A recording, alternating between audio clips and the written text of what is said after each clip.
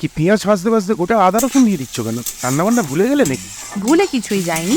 এইভাবে এমন একটা মাশরুমের রেসিপি বানাবো না, যা সবাই হাত চেটে খাবে, আঙুলও কামড়ে খেয়ে ফেলতে পারে।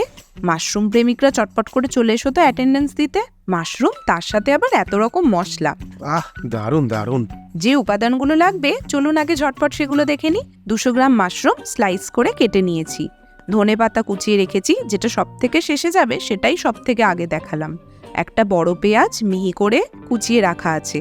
10-12 কোয়া রসুন, আদা কোচানো আছে 1 টিস্পুন মতো, 2 ছোট টমেটো রাফলি কাটা, আর গোটা গরম মশলা, ওই বাঙালি বাড়িতে যা যা লাগে আর কি।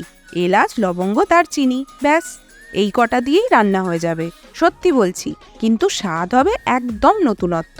গ্যাসে বসালাম কড়া, দেব সর্ষের তেল 2 টেবিল স্পুন মতো।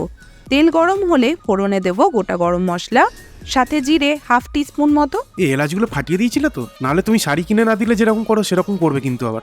মানে? না না, মানে কিছু না। দেব একটা তেজপাতা, 2 শুকনো লঙ্কা, একটু নাড়াচাড়া করে নেব। ফোড়নের গন্ধ বেরোলেই দিয়ে দেবো পেঁয়াজটা, যেটা কেটে রেখেছিলাম।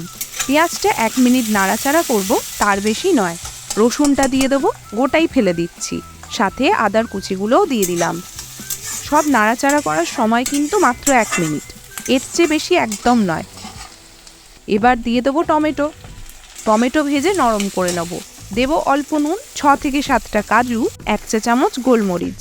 আরে এবার থামো থামো, আর তো কিছু বাকি রইলো না। রান্নাঘরের সব কৌটো খালি হয়ে গেল তো। পরের মাসে তুমি আবার ভরবে। হ্যাঁ সেই তো। টমেটোটা নরম হয়ে গেছে। এবার মশলাটা এক জায়গায় ঢেলে ঠান্ডা করে নিতে হবে।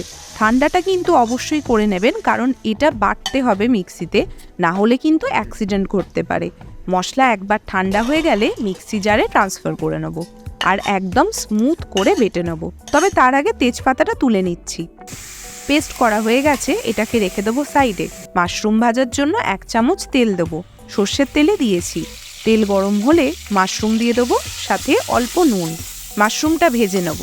ভাজা হয়ে গেলে বানিয়ে রাখা মশলার পেস্টটা এতে দিয়ে দেবো, আর দেবো সামান্য জল মিক্সিটা ধুয়ে। তেজপাতাটা ওকে আমি ফেরত দিয়ে দিলাম, পরে যাতে না ঝগড়া করে। সাথে 1/2 চামচ হলুদ, 1 চামচ গুঁড়ো লঙ্কা, 1 চা চামচ ধনে গুঁড়ো, খুব অল্প একটু চিনি। এতে মিষ্টি হবে না, বাট টেস্টটা বাড়বে। ভালো করে সব মিশিয়ে নেব। এটাকে এখন তেল ছাড়া পর্যন্ত শুধু কষাতে হবে। কাসুরি মেথি দিয়ে দেবো 1 চা চামচ মতো, আর হাত ভর্তি করে ধনে পাতা। রান্না প্রায় হয়েই এসেছে। একটা চকচকে ব্যাপার আসবে আর তেলটা ছাড়তে শুরু হবে, তাহলেই আমাদের রান্না রেডি।